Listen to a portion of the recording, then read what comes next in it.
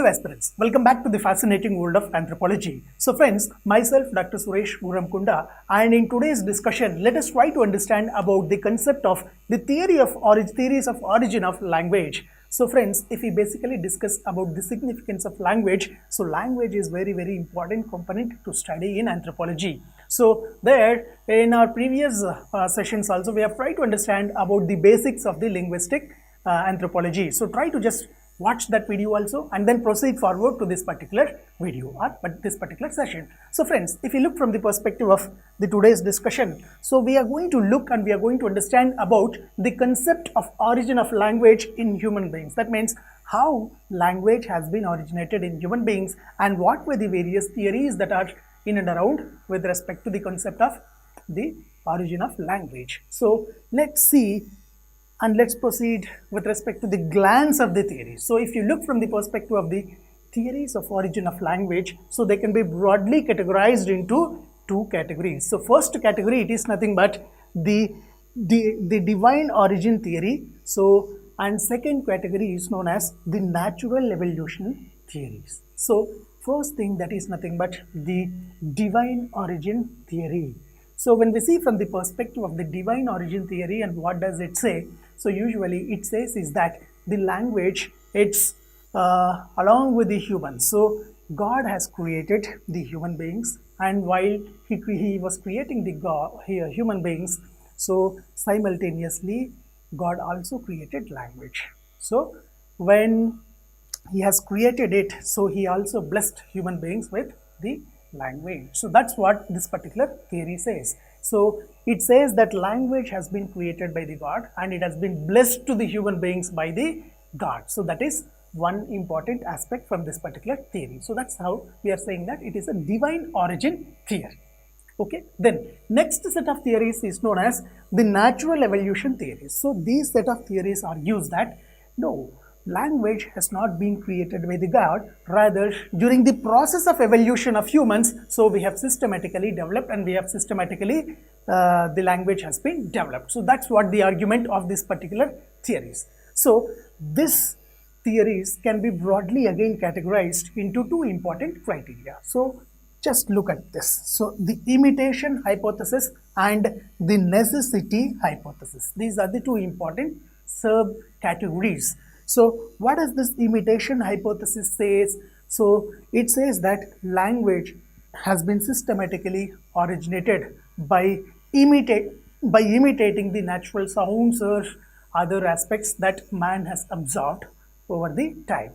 And then necessity theory states that these are nothing but the language has been originated by the necessity of the human beings. So that's one thing. So here you can see one theory that is known as the pooh-pooh theory.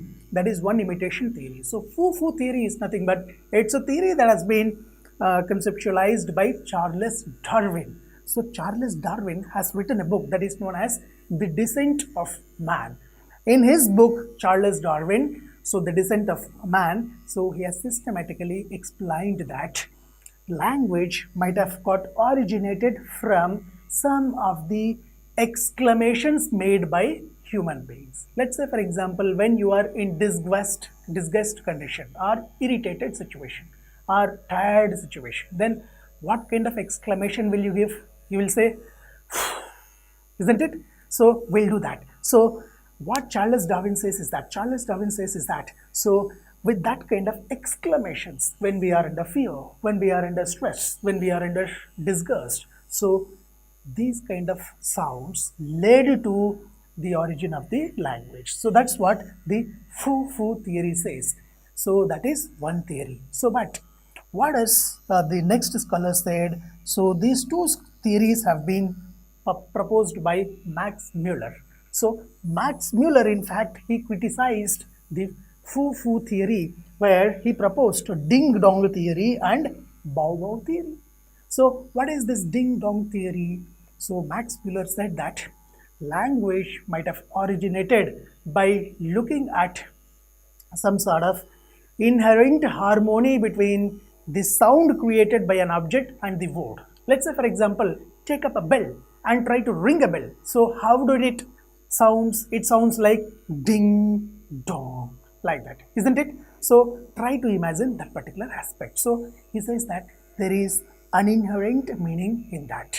Okay, so that's how he said that there is the language might have originated. Then there is other thing like man might have observed the other natural entities. So be it could be animals, be it could be the winds, or be it could be any other thing. So he said that man might have imitated the sounds created by the other animals. So look at the how dog barks. It says like bow wow, isn't it?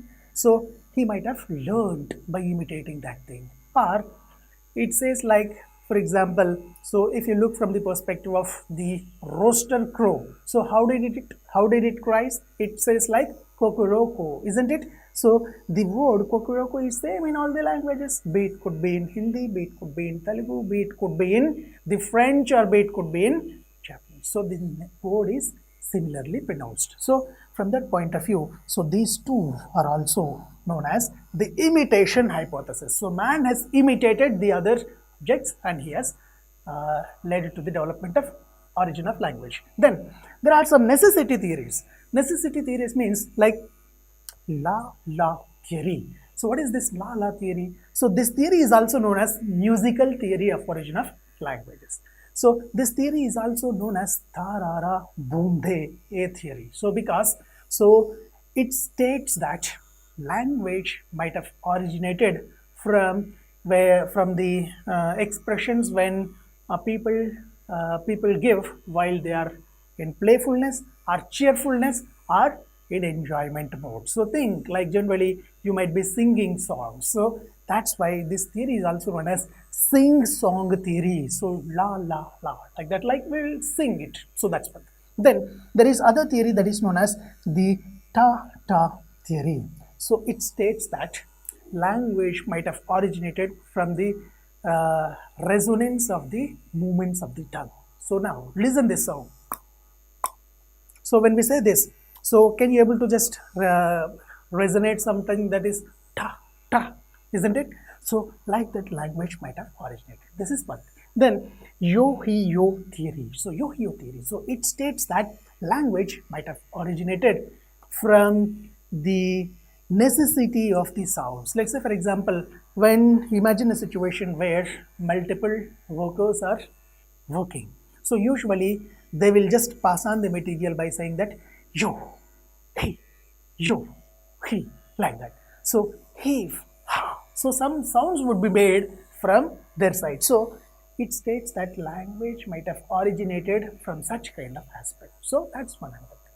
So these are nothing but the necessity theories. These are nothing but the imitation hypothesis. So then apart from this, we have another theory that is known as the gestural theory.